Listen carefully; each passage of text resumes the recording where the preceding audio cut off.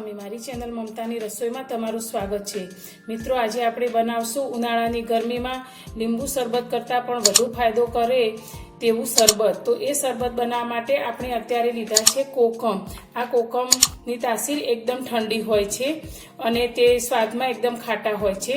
તો આ કોકમ આપણને ઉનાળાની ઋતુમાં લેવાથી ખૂબ જ ફાયદો કરે છે। આ કોકમમાં વિટામિન સી અને વિટામિન એ ખૂબ જ સારા પ્રમાણમાં હોય છે, સાથે કેલ્શિયમ આયર્ન પણ હોય છે અને આમાં ફોલિક એસિડ અને ફાઇબર પણ રહેલું છે।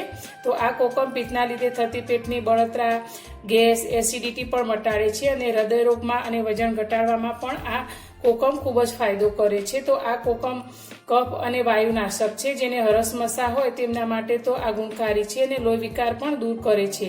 તો આપણે આ ખૂબ જ ફાયદાકારક એવા કોકમનું આજે એકદમ સ્વાદિષ્ટ એવું શરબત બનાવશું ગરમીઓ માટે।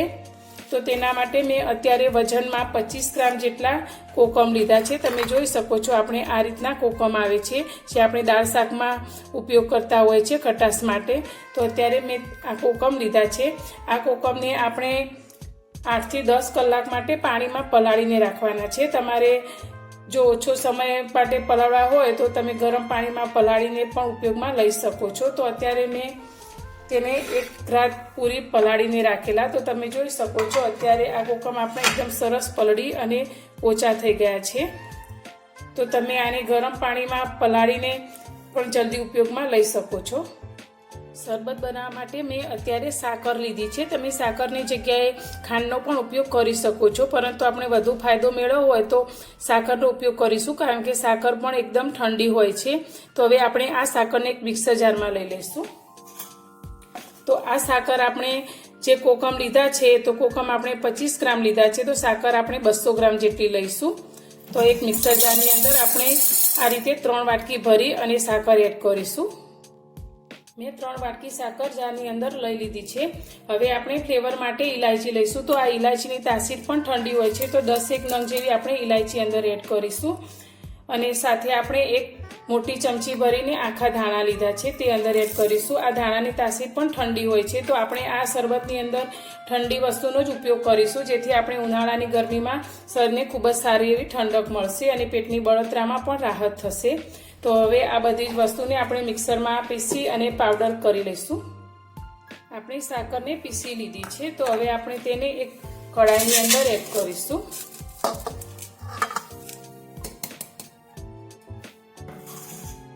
હવે ફરી આપણે તે જ મિક્સર જારમાં આપણે જે કોકમ પાણીમાં પલાળીને રાખ્યા છે તે અંદર લઈ લઈશું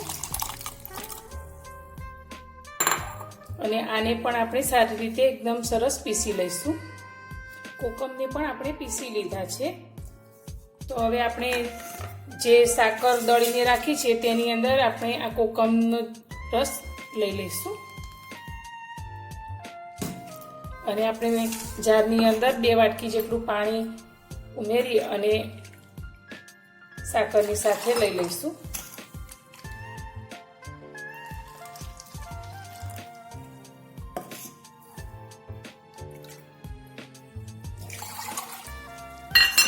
હવે આપણે બનાવેલા મિશ્રણવાળી કઢાઈને ગેસ પર રાખી લીધી છે। તો હવે ગેસને ચાલુ કરીશું અને આને ગરમ થવા દઈશું। આને આપણે કોઈ ચાસણી નથી બનાવવાની, પણ આપણું આ મિશ્રણ થોડું ચીકાશ પડતું થાય, જે રીતે આપણે મધ ચીકણું હોય છે તેટલું ચીકણું થાય ત્યાં સુધી આને પકવવાનું છે।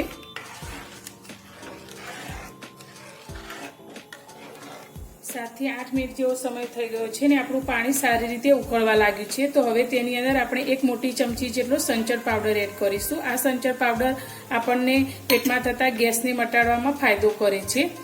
તો હવે આ પાણીને હવે આપણે જોઈશું, તો આ રીતે આંગળીથી જોઈશું તો આપણું પાણી મધ જેવું ચીકણું થવા લાગ્યું છે। જે રીતે આપણે તેલ હોય ચીકાશ પડતું, તેવું આ પાણી આપણું થવા લાગ્યું છે। તો હવે આપણે ગેસની ફ્લેમને બંધ કરી દઈશું અને આ પાણીને એકદમ સરસ ઠંડુ થવા દઈશું। આપણું બનાવેલું શરબત ઠંડુ થઈ ગયું છે। તો હવે આપણે આ શરબતને ગાળી લઈશું। તો આપણે આ રીતે એક વાસણ ઉપર ગળણી રાખી લઈશું અને આ શરબતને ગાળી લઈશું।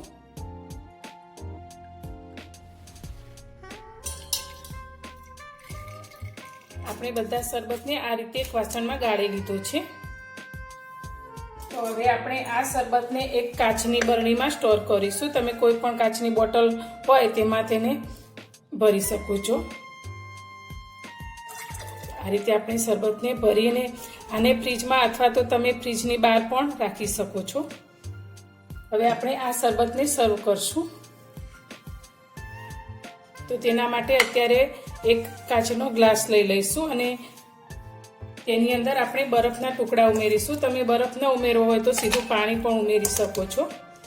ઠંડુ વધારે પીવાની ઈચ્છા હોય તો તમે બરફ પણ અંદર એડ કરી શકો છો. હવે બનાવેલા શરબતમાંથી આપણે 1 ચમચા જેટલું શરબત ગ્લાસની અંદર ઉમેરીશું.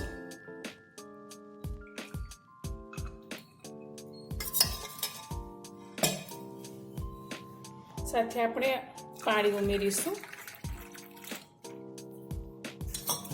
અને આ રીતે મિક્સ કરી લઈશું. તો તૈયાર છે આપણું એકદમ હેલ્ધી, ટેસ્ટી અને ઘણી બધી તકલીફોમાં રાહત આપે તેવું શરબત, જે આપણે ના તો કેરી ના તો લીંબુ વગર બનાવી છે તો પણ એકદમ સરસ ટેસ્ટી બને છે. તો તમે પણ આ રીતે એકવાર આ શરબતને જરૂરથી ટ્રાય કરજો અને કેવું બને છે તે મને કોમેન્ટમાં જરૂરથી જણાવજો. તો મારી તમને આ શરબત બનાવવાની રેસીપી સારી લાગી હોય તો વિડીયોને લાઇક, શેર અને સબસ્ક્રાઈબ કરવાનું બિલકુલ ભૂલતા નહીં. તો ફરી મળીશું એક નવી જ રેસીપી સાથે નવા વિડીયોમાં.